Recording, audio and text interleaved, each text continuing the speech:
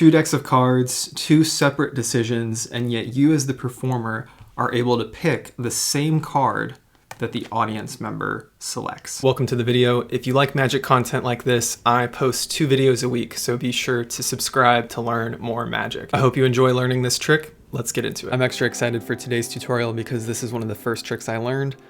Illusionist, the magic website Illusionist, they were doing like a newsletter sign up thing where they gave you like 5 free tricks. And I learned this in that as I was going through the Royal Road to Card Magic book for this month's videos. I saw that trick in it, so it at least goes back to there. It requires 2 decks of cards. It's so rare for people to carry around decks of cards themselves that you might think, like, where am I ever going to be in a situation where there's 2 decks? Obviously, you can have 2 decks prepared. This can be something that you want to do, and so that you bring 2 decks for. But I've actually ran into situations where people know I'm a magician, so I'm already carrying cards. I'm one of those weirdos that I do carry my cards around me. I'm okay owning that identity. If it's weird or nerdy, I don't care. I have a deck of cards because I want to show you magic tricks. I can very quickly show you that it's a normal deck, let you shuffle it and stuff like that. So I already had a deck of cards on me, and a friend said, hey, I have a deck of cards. Can you do a trick with my deck of cards? It's a little bit of a challenge. So this is a great scenario for that. I still ended up using mine, but it actually kind of ended up playing into the scenario. They knew I had cards. They challenged me with theirs. So what you can do is give them your deck and you take theirs, or, you know, start with yours and they start with theirs. It doesn't matter. But they're going to shuffle theirs and you're going to shuffle yours. Now, the whole premise of this trick is that you're telling them that you're trying to create a psychological link between the 2 of you. So they need to do exactly as you do. That's why it's the do as I do trick. This is a really fun premise, but I think it also subtly has them obey you, you know, a little bit more so that, you know, you can make the illusion occur. But regardless of which deck you start with, you know, you just do a little mix and they'll do a little mix as well. You can also do a bridge shuffle and they can do the same. It doesn't really matter how you shuffle the cards at this point necessarily, although I'll get back to that of kind of things you want to pay attention to. But regardless of what you do, you want to note the bottom card. Now, a helpful thing about doing bridge shuffles is that when you do them, you can note the bottom card, make sure that that is shuffled back to the bottom. And then now that you've shuffled it, you have memorized the bottom card. The reason I'm mentioning that is that this is basically the core secret. You're going to use a key card. We've been talking about the key card principle in some of the videos this month from Royal Road to Card Magic, and we get to use it again here in one of the best examples of it, in my opinion. You're noting the bottom card. So if you shuffle like this, as you go to square up, you can note the bottom card, or as you do a bridge shuffle, you can note the bottom card and shuffle it back down to the bottom. Regardless, you have a lot of opportunity to memorize that key card because the spectator is doing, you know, actions themselves. They're focusing on shuffling their cards a little bit. They're probably going to check in on you, but it's a quick moment anyway. And so you can shuffle your cards, and as you go to square them up, you just note the bottom card and then you put it down. So they've done the same. Now you're thinking one thing this whole time. Just keep remembering the 10 of hearts. So in your mind, you're remembering the 10 of hearts. You're not forgetting the 10 of hearts. That's the most important thing with a no sleight of hand trick, is that if there's memory involved, you don't want to get lost in the moment and forget your memory. So 10 of hearts, 10 of hearts, 10 of hearts. I think that's something, I think it was Brad Christian back in the day on that Illusionist video. He was just saying, like, repeat that over and over in your head again and again and again, right? So then you trade decks, okay? So right now, 10 of hearts is here at the bottom of this pack. So now you're going to go through and instruct them to do the same, where you pull a card out of your pack, they'll pull a card out of their pack, and you're each going to memorize your cards, is what you're telling them. But what you're really doing is you're not memorizing this card at all. All you're doing is repeating in your head the 10 of hearts so that you can remember it for later, and they're going to genuinely memorize, you know, this card.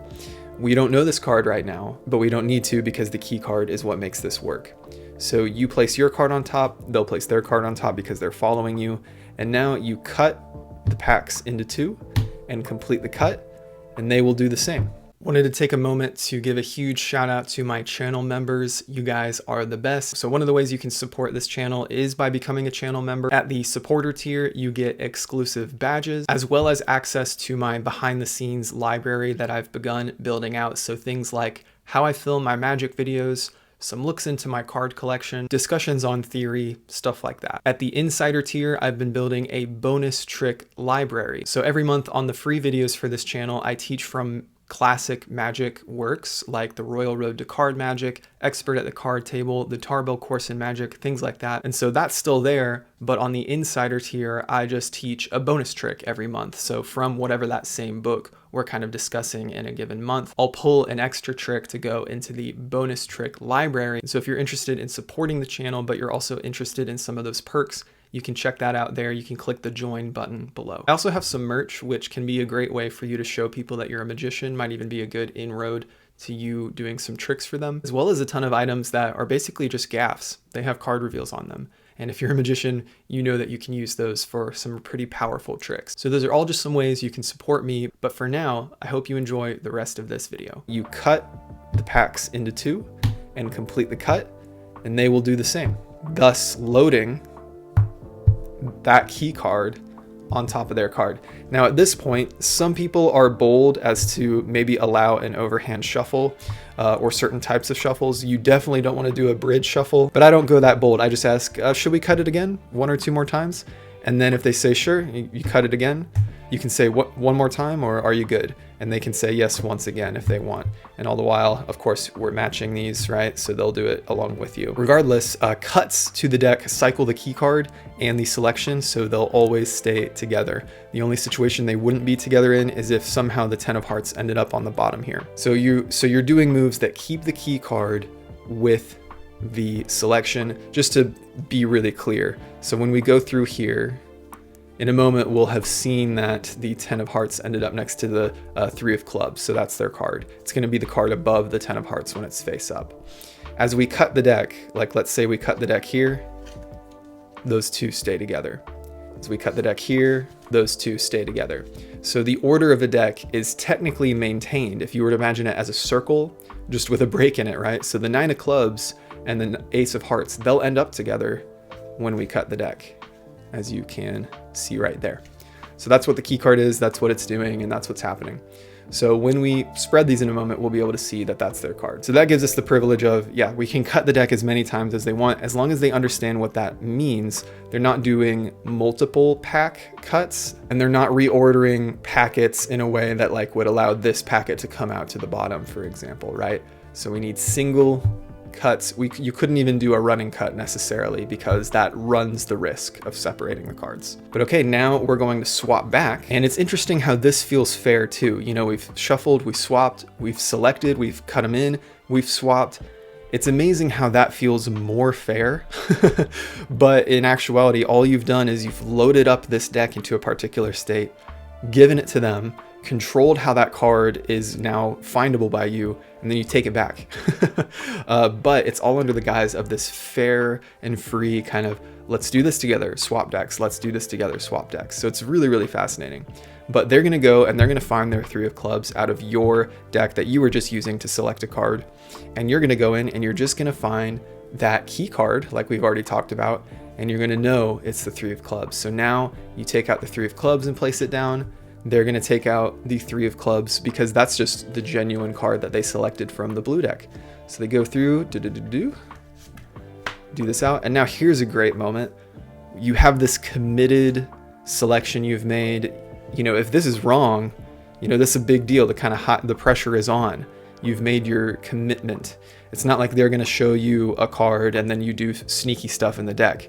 You really want to accentuate like, okay, I've committed myself, like this is the card I chose, that's the card you chose. On the count of 3, we're gonna turn them over. It's just beautiful. It's just a beautiful principle. So remember with this core principle that you can't let them shuffle the deck like a bridge shuffle once that key card is loaded on top of their card. You wanna maintain that, and that's why the premise of you do as I do is so helpful. And so to cycle back to the beginning, if you feel like there's a discrepancy between how freely you allow them to shuffle the cards ahead of time versus later, you can balance that a little bit and say, you know, just cut the deck as many times as you want. Ironically enough, I think it's totally good and maybe even advantageous to actually still just kind of let them shuffle however, or under the you do as I do, allow a, you know, an overhand shuffle, because that feels like a true shuffling. The reason I think cutting the card goes over fine is because that's kind of what happens at that point of a pick a card procedure. it's kind of normal feeling to be like, all right, take a card and we're going to bury it back in the deck. So to a spectator, taking a card and cutting it into the deck is as fair and free as inserting it into the deck, especially because you're just doing this casually. And I think by adding extra cuts, that adds an element of freedom and fairness too. So I wouldn't worry too much about the beginning shuffling being different than the selection shuffling, but I did want to call that to attention. That might be something you want to consider. I promise you, do not underestimate this trick. It's interesting as I go through some of these classics, I'll get people mentioning every now and then like, gosh, this feels like really simple. But that's the thing about magic. It's not just the secret. The secret is like this tiny but very critical component that you surround with the elements of psychology, how you interact with your audience member, all of those different things, misdirection, which is focused direction, right? Getting them to look and consider the right things at the right time. All those things come together. Even the premise of having it be like, hey, we're going to create a psychological connection. I want you to do exactly as I do. That sets up the theme that in matching each other, you've been able to somehow create a strong enough link that you've chosen the same card. It just elevates it to being more. So you make the secretive moments, a little more casual, or you focus on something else. And then those moments where you've gotten all the work done, you really want to focus on dramatizing the magic, even if it's a casual situation, like giving it the proper attention so it really elevates the power of it. So yeah, when something feels disappointing to you, that's because you just learned the secret, right? That's the same feeling someone else would get if they accidentally caught you or if you told them the secret, right? So what we do as magicians is we protect that secret on behalf of the audience member. The only way you get to know a secret is if you want to, become a magician yourself and learn some tricks to do for people. So that's how it works. And that's just kind of some of my thoughts on that when it comes to these simple tricks. I teach the tricks I teach on here with a lot of intention. So go out there when you have the opportunity with 2 decks, or if you bring them along, this is a great one to do. And it's basically no sleight of hand, so it allows you to focus on presentation. If you enjoyed that video, help me out by liking and subscribing. Check out the other video that YouTube is going to recommend to you on the end screen here. But until next time, keep enjoying your magic, stay a hobbyist at heart, and I'll see you guys in the next video.